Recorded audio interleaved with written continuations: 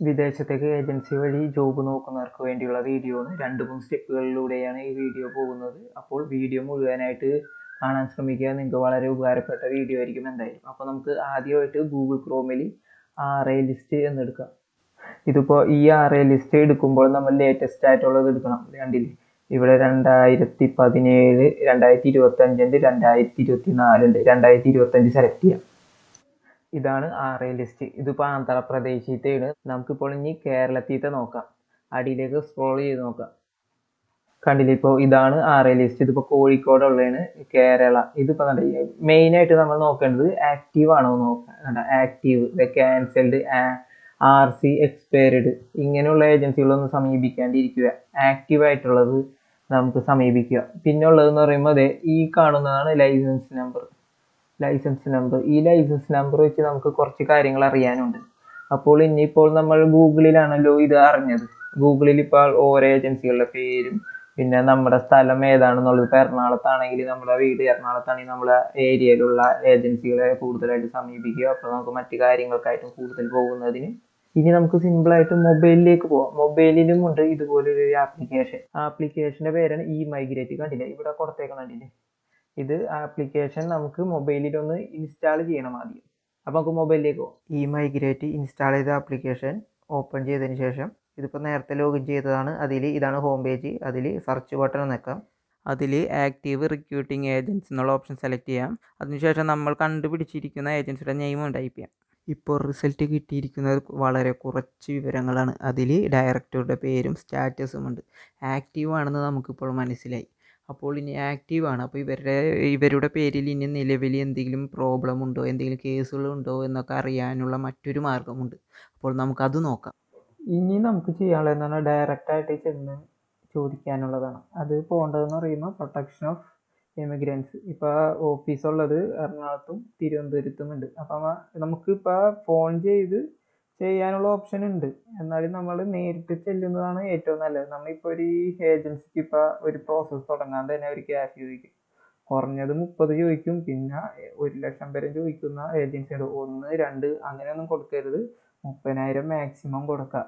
അതിനുശേഷം ഇവിടെ ചെന്ന് കഴിഞ്ഞാലുള്ള നമുക്കുള്ള ഉപകാരം എന്ന് പറയുമ്പോൾ നമ്മുടെ ഏജൻസിയുടെ പേര് പറഞ്ഞു കഴിഞ്ഞാൽ അവർക്കെതിരെ ആരെങ്കിലും കേസ് കൊടുത്തിട്ടുണ്ടോ, ഇല്ലെങ്കിൽ കേസ് കൊടുത്തിട്ടുണ്ടെങ്കിൽ അവരത് സോൾവ് ചെയ്തിട്ടുണ്ട്, അവർ റിട്ടേൺ ക്യാഷ് കൊടുത്തിട്ടുണ്ട്, അങ്ങനെയുള്ള ഓഫർ കിട്ടും. പിന്നെ നിലവിൽ എന്തെങ്കിലും കേസുകളുണ്ടോ, അങ്ങനെ കേസുകൾ ഉണ്ടെങ്കിൽ അവിടെ കൊടുക്കാണ്ടിരിക്കുക. അല്ലെങ്കിൽ സാധാരണ ഒരു നല്ലൊരു ഏജൻസി ആണെങ്കിൽ അതെല്ലാനും ക്ലിയർ ചെയ്യും. പിന്നെ ഒരു കേസും വരില്ല. അടുത്തതായിട്ട് ഈ ഓഫീസ് നമുക്ക് ഉപകാരമുള്ളതെന്ന് പറയുമ്പോൾ നമ്മുടെ ലൈസൻസ് ഉള്ള ഏജൻസിയാണ് കൊടുത്തിരിക്കുന്നത്. അങ്ങനെയാണെങ്കിൽ നമുക്ക് ഇവിടെ ഒരു കംപ്ലൈൻറ്റ് കൊടുക്കാം. കംപ്ലൈൻറ്റ് കൊടുത്തു കഴിഞ്ഞ് കഴിഞ്ഞാൽ ഈ ഏജൻസികൾ ലൈസൻസ് എടുക്കാൻ വേണ്ടിയിട്ട് ഒരു നിശ്ചിത തുക കെട്ടിവെക്കണം. എന്നാലേ അവർക്ക് ഈ ലൈസൻസിന് അപ്ലൈ ചെയ്യാനും ലൈസൻസ് കിട്ടാനും പറ്റുകയുള്ളൂ. അപ്പോൾ ഈ തുകയെക്കുറിച്ച് നമുക്കിനി കൂടുതൽ വിവരങ്ങൾ അറിയാൻ വേണ്ടി RA ലിസ്റ്റ് ഒന്നും കൂടി നോക്കാം. ഇതിപ്പോൾ കേരളത്തിലുള്ള ഏജൻസികളാണ്. അപ്പോൾ അതിൽ ലൈസൻസ് നമ്പർ, ഇതാണ് ലൈസൻസ് നമ്പർ. ഇതിൽ 300 എന്ന് കൊടുത്തേക്കണുണ്ടല്ലേ, 300, 1000+. ഇനി അടിയിലേക്ക് പോവുകയാണെങ്കിൽ നമുക്ക് 100 കാണാൻ പറ്റും. 300, 100 എന്നുള്ള ഏജൻസികളുണ്ട്. 100 കാട്ടി കൊടുക്കണം. അവരെന്ന് പറയുമ്പോൾ ലൈസൻസ് കിട്ടാൻ വേണ്ടിയിട്ട് ഒരു 8 ലക്ഷം രൂപ അതുപോലെയുള്ള തുകകളാണ് കെട്ടിവെക്കുന്നത് ഗവൺമെന്റിലേക്ക്. അപ്പോൾ 200 വരുമ്പോൾ ആ തുക കൂടും. അപ്പോൾ 1000+ എന്ന് പറയുമ്പോൾ ആ തുകയും കൂടും.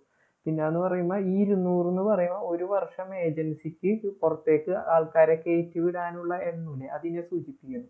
ഇനി 1000 ആണെങ്കിൽ 1000+, 1000-ൽ കൂടുതൽ ആൾക്കാരെ കയറ്റി വിടാനുള്ളത്. പിന്നെ ഈ സൈഡിൽ ഒരു 2009, ഇത് എന്താണെന്ന് പറഞ്ഞു കഴിഞ്ഞാൽ 2009-ലാണ് ലൈസൻസ് എടുത്തിരിക്കുന്നത്. ഇതെന്താണ് സൂചിപ്പിക്കുകയെന്ന് പറഞ്ഞാൽ ഇവർ ലൈസൻസ് എടുത്തിരിക്കുന്നത് 2009-ലാണ്. അപ്പോൾ എന്ന് പറയുമ്പോൾ 2009 തുടങ്ങി 2025 വരെ അവർക്ക് എക്സ്പീരിയൻസ് ഉണ്ടെന്ന് നമുക്ക് കണക്ക് കൂട്ടാം. ഈ ഏജൻസിയുടെ ലൈസൻസ് ഇവിടെ 100, 100 2024 ലൈസൻസ് എടുത്തിട്ടുള്ളൂ. പിന്നെ ഉള്ളത് 100. അപ്പോൾ ഇവർ ഡെപ്പോസിറ്റ് ചെയ്തേക്കണ തുക എന്ന് പറയുമ്പോൾ ഒരു 8 ലക്ഷം രൂപ അങ്ങനെ കണക്ക് കൂട്ടാം. ഈ ഇൻഫർമേഷൻ കിട്ടിയേക്കണത് നമുക്കെന്ന് പറയുമ്പോൾ ഗൂഗിൾ സെർച്ചിലും പിന്നെ AI-യും പിന്നെ മറ്റുള്ളവരോട് ഇങ്ങനെ ചോദിച്ചിട്ടും ഇങ്ങനെ കിട്ടുന്നതും. പിന്നെ നമ്മൾ പ്രൊട്ടക്ഷൻ ഓഫ് ഇമിഗ്രൻസിൽ പോയി ചോദിച്ചിട്ടുണ്ടായിരുന്നു അപ്പോൾ ഞങ്ങൾ കൊടുത്തൊരു ഏജൻസിയെ കുറിച്ച്. അപ്പോൾ അവർ പറഞ്ഞത് അവർ 8 ലക്ഷമാണ് ചെയ്തേക്കുന്നത്, 8 ലക്ഷമാണ് ഡെപ്പോസിറ്റ് ചെയ്തേക്കുന്നത്. അപ്പോൾ അവരുടെ ലൈസൻസിൽ ഉള്ളത് 100 എന്നാണുള്ളത്, മനസ്സിലായില്ലേ? അപ്പോൾ 200 വരുമ്പോൾ എമൗണ്ട് കൂടും.